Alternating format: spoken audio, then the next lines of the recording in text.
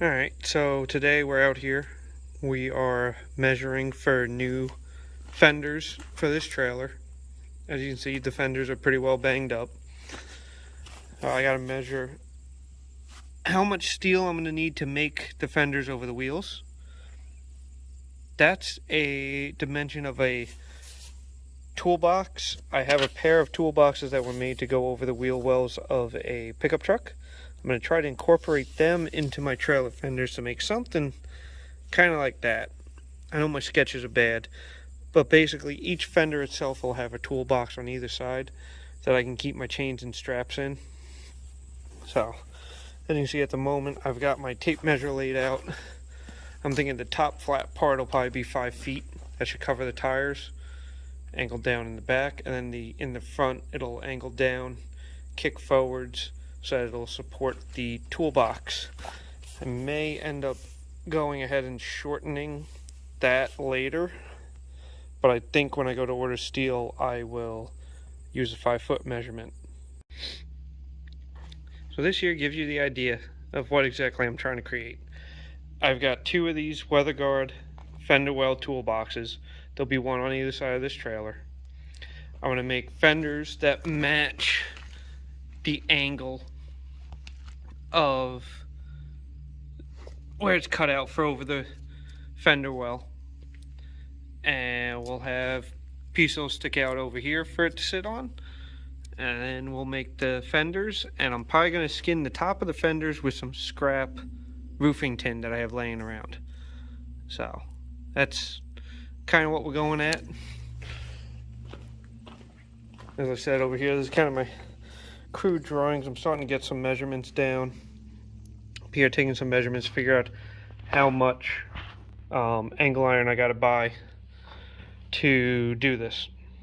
So, in building new fenders for this old trailer, we first have to take off the old ones.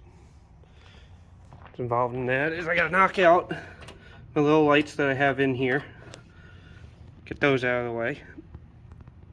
And you got to go along here, and everywhere that the fender got welded to the trailer frame, I'm going to have to cut those welds, and then I can pull this old fender off of the trailer.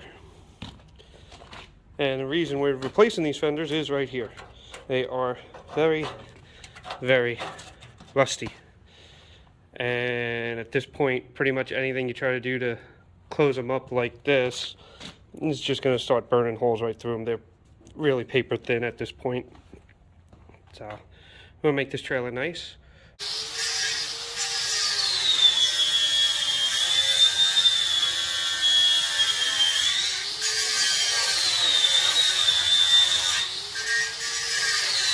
So back at it today, working on the trailer. As you can see, we've got the fenders removed off of the frame.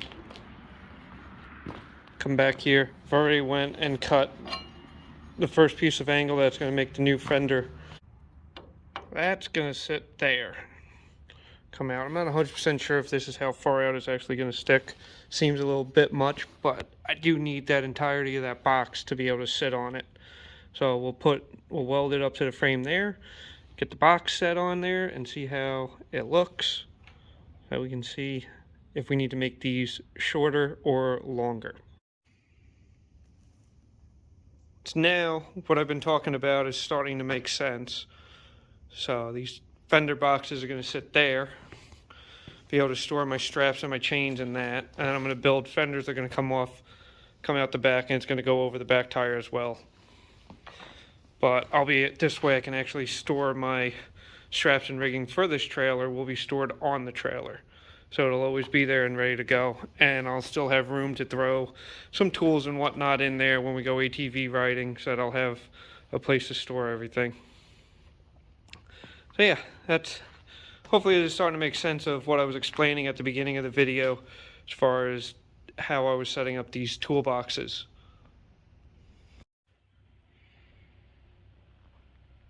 So here we have the trailer frame starting to come together, starting to be able to see what it's all going to look like. So all the trailer frame components currently are just getting tacked together. We will Once everything's been assembled with tacks, I'll drag it to the front side of the garage, close to the 220 outlet, where I'll be able to do my finish welding with my bigger 220 machine. This way I get better penetration in on the weld so that it'll actually hold together better. I still have a few more pieces to cut out and make, but this will give you an idea of how the toolboxes are going to actually sit on here. So there's going to be one there and then one on the other side. But that don't look too bad.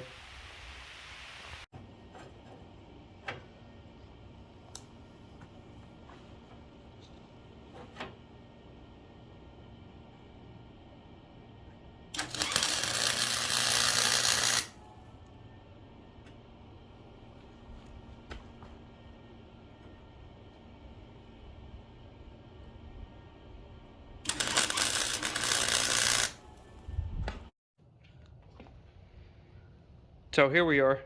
We got this side's framework tacked in.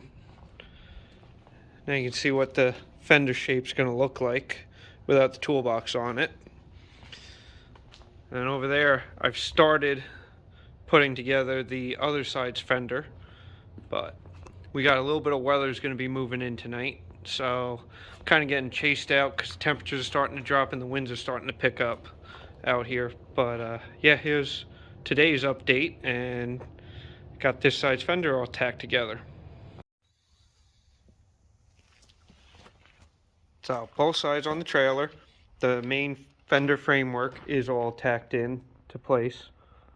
So I gotta take it around to the front side of the building where I can get the 220 welder hooked up and we'll burn it in solid.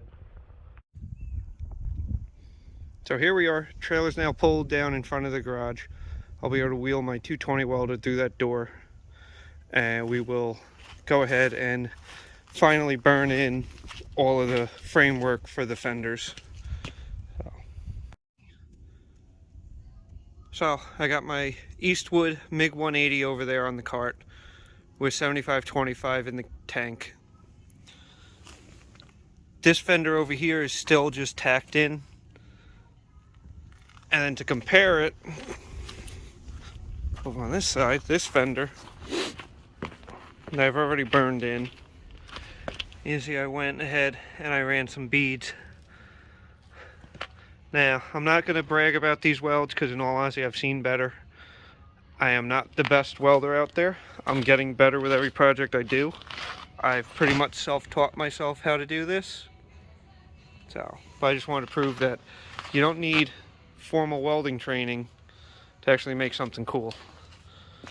And I've already gone ahead and I've actually stood on this fender and it's not falling off of there. So I gotta go hook my truck back up, spin this trailer back around so I can burn in the other side. I'm racing against the sun and the weather right now because the winds are starting to pick up and the temperature is dropping.